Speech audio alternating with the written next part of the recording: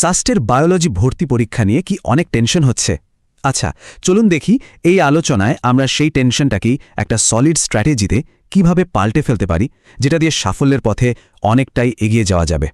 তো এই পরীক্ষার প্যাটার্নটা বোঝার জন্য আমরা কিভাবে এগোব? দেখুন, প্রথমে আমরা দেখব আগেকার দিনের আর এখনকার প্রশ্নের মধ্যে তফাৎটা কোথায়। তারপর সিলেবাসের যে একটা ধাঁধা আছে, মানে শর্ট পড়ব নাকি ফুল, সেটা সলভ করব। এরপর আমরা প্রশ্নকর্তার মাথায় ঢোকার চেষ্টা করব, মানে তার পছন্দের টপিকগুলো কি সেটা বুঝব।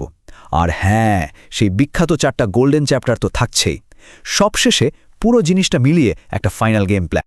প্রথমেই একটা বিরাট ভুল ধারণা ভাঙা যাক, যেটা সাস্টের বায়োলজি প্রশ্ন নিয়ে অনেকের মধ্যেই আছে।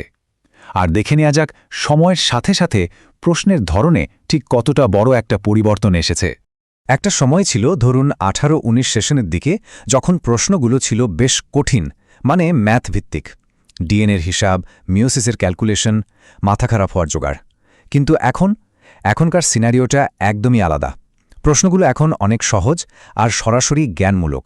যেমন ধরুন, মাইক্রোনিউট্রিয়েন্ট কী, বা কোন আলোর তরঙ্গ দৈর্ঘ্যে সালোক সংশ্লেষণ হয়, এই টাইপের স্ট্রেট ফরওয়ার্ড প্রশ্নই এখন আসছে। তার মানে কি দাঁড়ালো?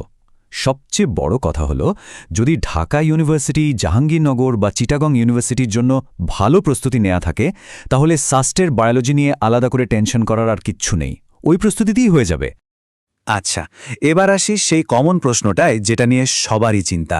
শর্ট সিলেবাস পড়ব নাকি ফুল সিলেবাস?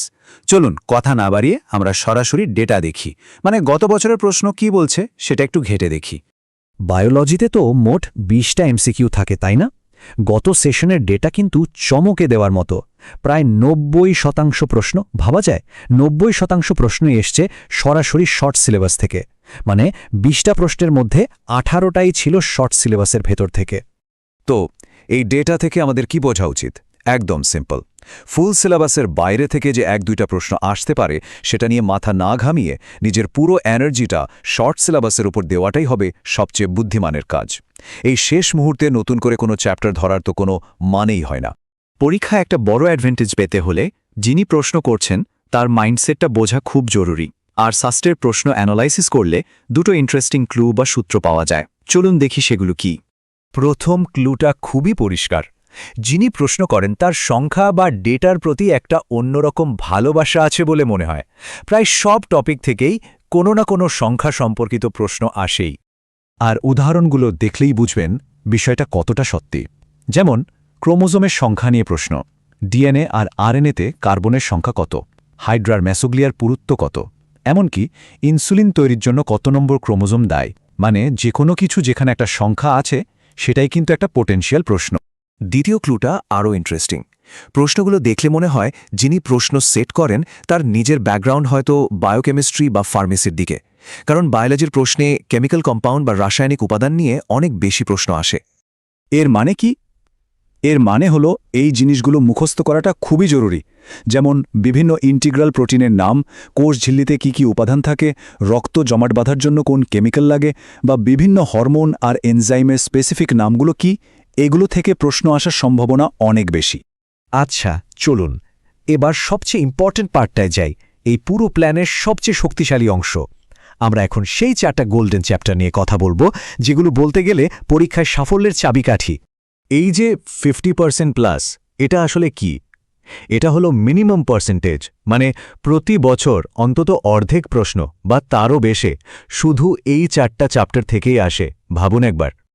তো কোন সেই 4টা চ্যাপ্টার? নোট করে নিতে পারেন। 1 নম্বরে কোষ এর গঠন, 2 কোষ রসায়ন, 3 উদ্ভিদ শারীরতত্ত্ব, যেটা সবচেয়ে বেশি ইম্পর্ট্যান্ট, আর 4 নম্বর হল জিনতত্ত্ব ও বিবর্তন। শুধু এই কটা চ্যাপ্টার ঠিকঠাকভাবে পড়লে কিন্তু অর্ধেক মার্কস কনফার্ম। আর উদ্ভিদ শারীরতত্ত্ব থেকে তো একাই 5-6টা প্রশ্ন চলে আসে। ওকে, তাহলে আমরা এতক্ষণ ধরে যা কিছু আলোচনা করলাম, সবগুলোকে একসাথে করে একটা final action oriented game plan বানিয়ে ফেলি। শেষ মুহূর্তে রিভিশনের জন্য এটা দারুণ কাজে দেবে। প্ল্যানটা খুবই সিম্পল, মাত্র 4টা স্টেপ। 1 শর্ট সিলেবাসটা একদম ঝালিয়ে ফেলুন, মাস্টার করে ফেলুন। 2 বইয়ের যত সংখ্যাভিত্তিক তথ্য আছে, মাপ, সংখ্যা, পরিমাণ, সব রিভাইজ করুন। 3 যত রকমের রাসায়নিক নাম, হরমোন, এনজাইম আছে, সব মুখস্থ করে ফেলুন। আর 4 এবং সবচেয়ে জরুরি, ওই যে 4টা গোল্ডেন চ্যাপ্টারের কথা বললাম, সেগুলোকে সবচেয়ে বেশি গুরুত্ব দিন। ব্যাস, এইটুকু করলেই দেখবেন বায়োলজি আর কঠিন লাগছে না। তো প্যাটার্ন এখন আমাদের কাছে পরিষ্কার, স্ট্র্যাটেজিও রেডি।